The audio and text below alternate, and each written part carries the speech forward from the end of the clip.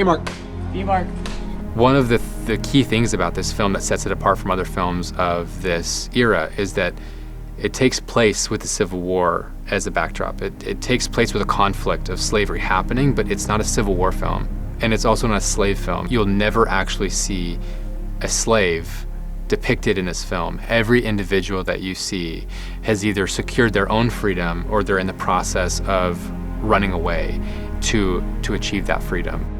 You see chains on me? Or a mess around here barking orders? I ain't been no slave since I ran out that plantation.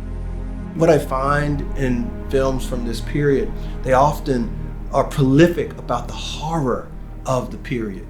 Freedom's Path focuses on the love and the friendship and helps us to understand what is required, even at a difficult time, to take a step forward on the path to freedom.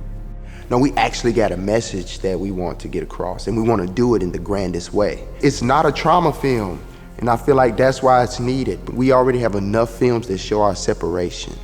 You know, we have so many, we get it. Let's introduce a different type of relationship between black and white people that existed at this time, not just the one of oppression, because that's not the only one that exists. When it came down to this film, what really drew me to it was the idea of telling a story that is so rooted in American history, and to try and kind of tell that story in a way that is respectful of that period of time, that tells it authentically as much as possible, but brings a new way of looking at it or a new lens on it. With this film, you go along the journey with the characters, and by the end, you feel for them, you want for them, you have empathy for them. It's a story of healing. It's a story of hope.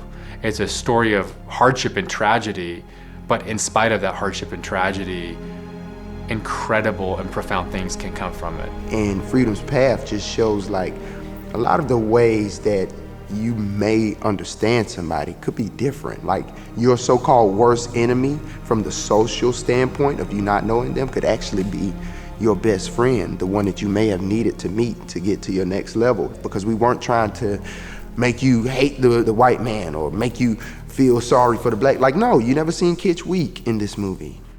We just want to give you a good story.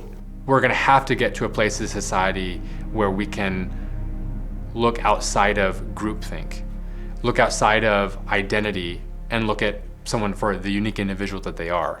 I think that is the essence of Freedom's Path. That is the story. That is everything that this is about. Nothing can make up for the power of the individual. This film tackles exactly that, and that has been a massive, massive influence and inspiration for me to try and tell this story and want to tell this story.